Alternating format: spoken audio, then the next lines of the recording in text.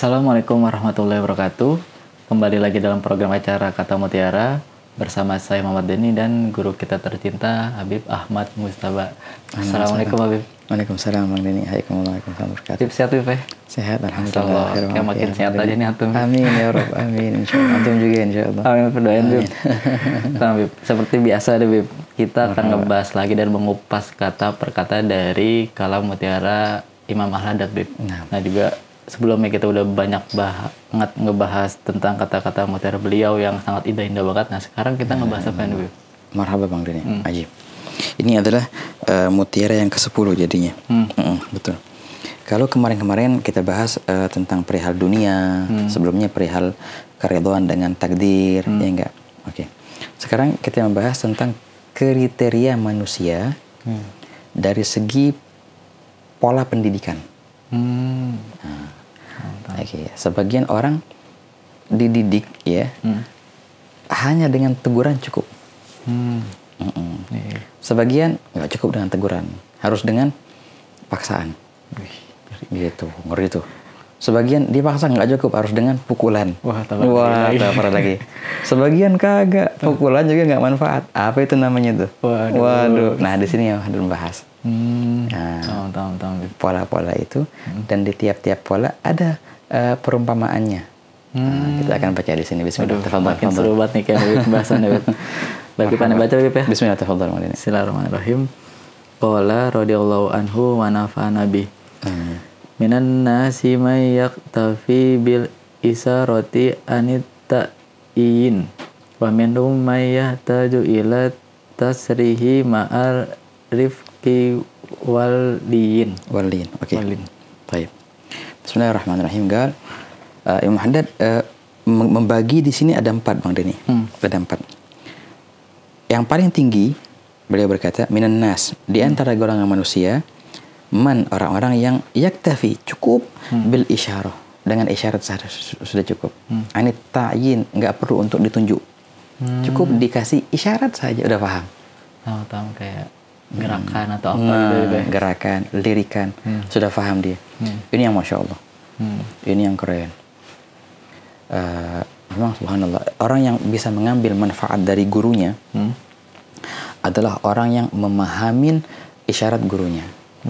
Begitu. Orang yang nggak paham isyarat gurunya, maka susah baginya untuk mengambil manfaat dari perkataannya.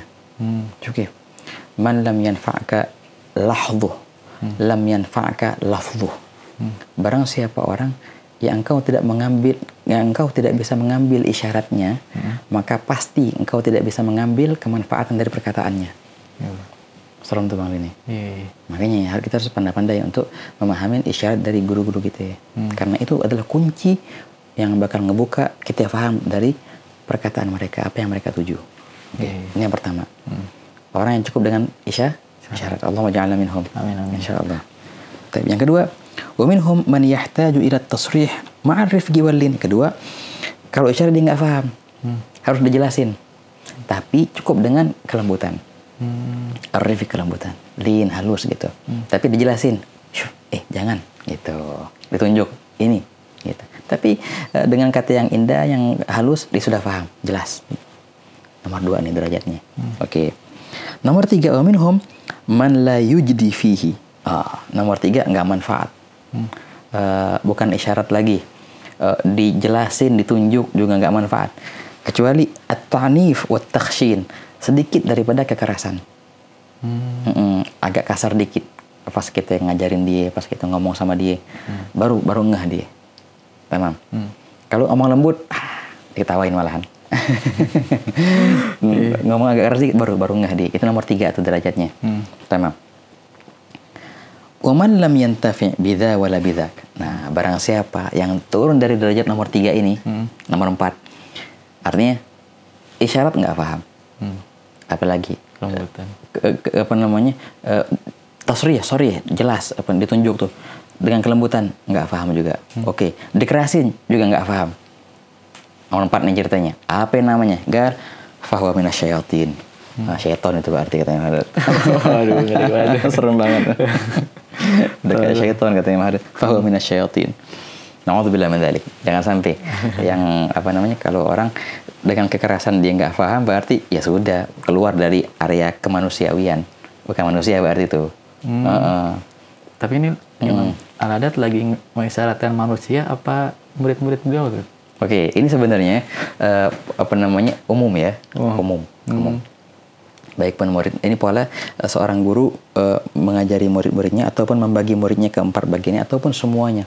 Ketika orang mendengar nasihat, ketika orang mendengar apa namanya, kata-kata indah, nah, tempatkanlah dirimu di mana di sini. Jangan sampai jadi nomor 4. Na'udzubillah. Tamam. Nah, setelah bagian 4 ini Bang Denny, tiap-tiap 4 ini ada perumpamaan di alam hewan. Syaratnya di hewan dulu. Oh, nah, betul. Bukan artinya apa disamakan ya kagak. Berarti ini ada nih nomor 1, 2 orang, beberapa hewan itu paham dengan isyarat. Nah, beliau berkata, waliha ula'il arba'ah. Yang 4 orang itu amsalun minal bahaim, ada perumpamaan-perumpamaan di alam hewan. Famathalul awal, perumpamaan yang pertama, yang mana yang tadi, yang paham dengan isyarat. Wah, Masya Allah deh. Dengan isyarat sudah paham, nggak perlu pakai ngomong, paham dia. Itu seperti apa? Masalud dabah al-mudhallalah. Seperti hewan yang sangat tunduk, yang sangat patuh kepada majikannya. Tastaghni an tuljimaha atau tadribaha. Engkau nggak harus untuk apa namanya, pakein ini, kalau kuda tuh apa namanya? Kayak di apa namanya? Kalau bahasa lijam namanya. Aneh nggak tahu kalau bahasa Indonesia apaan tuh. Di hidungnya digituin tuh. Nggak usah digituin. Buat juga nggak usah dipukul-pukul. Sudah paham sendiri. Ada sebagian hewan kayak gitu Bang Denny. Iya. Nah, biasa tuh udah punya hubungan biasanya. Nah, Allah Akbar, sudah punya hubungan sama majikannya. Iya. Karena juga Allah punya kucing gitu. Nah, ajib. Udah paham dia mana. Karena emang dari kecil gitu kan. Allah Akbar. Kita udah kayak chemistry-nya nyambung dah. Gimana ceritanya tuh? Paham gimana kayak caranya? Paham itu misalkan gini, misalkan kita jangan gitu kan. Oh, udah diam langsung. Diam gitu, suruh duduk-duduk gitu. Masya Allah. Tapi harus dirawat dari kecil gitu. Kalau udah gede udah susah. Nih gini juga kan ya? Nih kayak gini nih, nomor 1 nih berarti nih. Kucing ini nomor 1 nih. Masya Allah. Paham dikasih isyarat ya? Iya. Oke. Nomor 1 tuh. Wa mathalul tsani, perumpamaan yang nomor 2. Mathalud dabbah allati taktafi bil khitam duna ad-darb. Nomor 2, seperti kuda, katanya Haddad, yang cukup indikasi ini deh buat pacuannya tuh, buat talinya. Nah, perlu giniin. Kalau nggak diginiin, nggak paham dia belok kanan kiri. Perlu pakai tali tuh di mulutnya gitu. Dipukul nggak usah dipukul, dia paham. Cukup beginiin, kencang, lari kencang. Oh, lebih kencang lagi. Stop. Nggak pakai pukul-pukulan. Ini nomor 2. Artinya apa? Dia nggak paham isyarat. Tapi dia kalau dikasih nasihat, langsung nangkap dengan kelembutan. Cukup dengan kelembutan, nggak perlu kekerasan. Nomor 2 nih berarti. Wa mathalul tsalits, perumpamaan nomor 3. Mathalud dabba allati la tastaqim illa bid-darb waz-zajr. Nomor 3 yang tadi orang perlu sedikit kekerasan. Seperti hewan yang tidak lurus kecuali dengan pukulan. Dan teguran keras. Ada kayak gitu juga, air kuda gitu. Ente giniin, tetap aja nggak lari kencang. Perlu dipukul dikit, baru dia kencang. Sedikit menggunakan kekerasan di sini. Tapi memang ada batasnya. Baik pun itu di alam hewan ataupun di alam manusia. Kekerasan itu. Jangan main pukul. Tamam. Nomor 3 ini kan. Dia masih nerima, tapi harus dengan sedikit kekerasan. Baru dia paham. Oh, gitu. Nomor 4 yang kesian tadi. Kekerasan pun nggak manfaat. Ya enggak? Lah ini kayak apa? Wa mathalur rabi'. Perumpamaan yang keempat adalah yang kayak tadi yang Muhammad bilang apa tadi? Bilang ada syaitan ini, fahamina syayatin. Kayak gimana tuh contohnya kalau di alam hewan? Mathalud dabbati allati in khatamtaha aw darabtaha izdadat nufuran. Sebagian hewan-hewan kalau kita pukul malah lebih ganas. Nah, persis kayak gitu. Ya enggak? Ada kan kayak gitu hewan-hewan kan ya. Dibaikin nggak bisa, dipakai ginian tetap, dipukulin malah dia nendang. Diapain tuh semestinya? Nggak bisa nih, harus tinggalin. Nggak bisa, nggak bisa dimanfaatin. Begitu pula orang dikasih isyarat nggak paham, dikasih nasihat yang jelas untuknya khusus dengan kelembutan malah dimainin. Nasihat yang keras malah dia ngelawan, ya enggak? Lah gimana ini? Ini yang kata Imam hadza minasyayatin, keluar dari daerah kemanusiaan ini. Sudah ini jauh. Susah sudah nah ini gitu Bang. Bagus banget nih, Be. Maksudnya Imam Haddad udah ngasih gambaran nih ke kita nih. Maksudnya untuk kita kalau ketemu kayak gitu, kayak gini nih caranya nih. Makanya gimana nih? Nah, ini juga penting Bang. Ini setelah kita membaca 4 ini, jangan kita gunakan ini untuk menilai orang. Wah, fulan nomor sekian ini. Ini yang banyak kita gunakan ini kan. Jadi kita tuh dengar nasihat itu buat memvonis orang. Nah, bukan. Kita ini dengar nasihat, dengar ginian untuk memvonis diri kita sendiri. Karena ini yang ada di tangan kita adalah diri kita. Ya, diri orang bukan di tangan kita. Tutuplah aurat. Pertama yang ditutup kita diri kita dulu. Sebelum kita nyuruh yang lain dan terus gitu. Kita mendidik diri kita dulu sebelum kita yang lain. Nah, makanya tempatkanlah dirimu kalau bisa nomor 1. Jangan nomor 2, apalagi nomor 3, apalagi nomor 4. Jangan sampai pas kita dengar nasihat orang, dengar arahan seorang guru, dengar arahan orang yang lebih tua, senior contohnya gitu, tempatkanlah di nomor 1 yang memahami isyarat. Jangan sampai 2, 3 atau naudzubillah 4. Tapi yang menarik tadi Bib yang antum bilang gimana seorang murid bisa memahami gurunya tuh Bib. Itu kayak menarik banget Bib. Hadza ajib Bang Denny. Ada ini gak Bib? Maksudnya gimana gitu biar kita bisa paham nih apa yang maksudnya untuk kita bisa dapat manfaat dari guru tersebut gitu. Betul, luar biasa. Itu kunci ketika seorang murid bisa mengambil manfaat dari gurunya dengan isyarat-isyaratnya, itu suatu keberuntungan bagi murid itu dan juga keberuntungan bagi guru itu mempunyai murid seperti itu. Tamam, beruntung dua-duanya.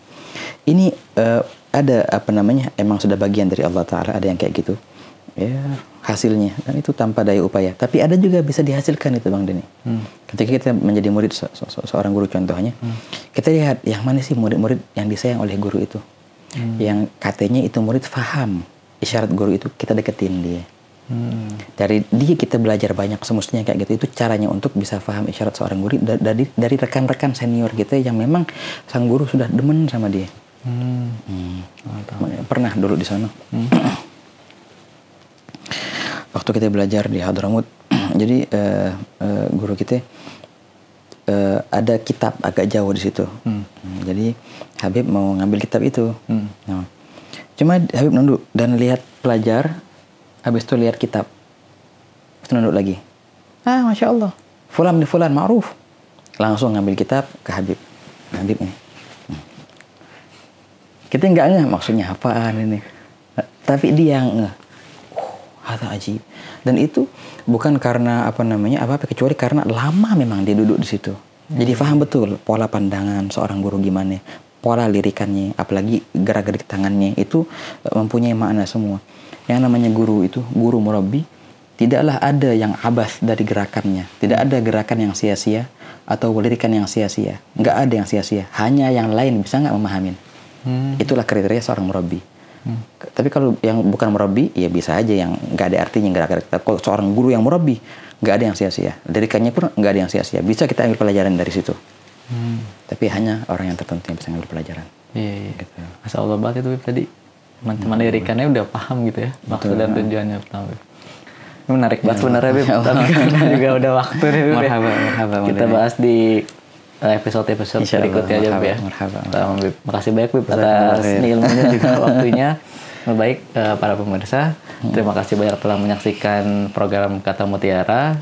Saksikan terus program Kata Mutiara. Saya Muhammad Denny pamit dan juga Habib Ahmad Mustafa pamit. Assalamualaikum warahmatullahi wabarakatuh.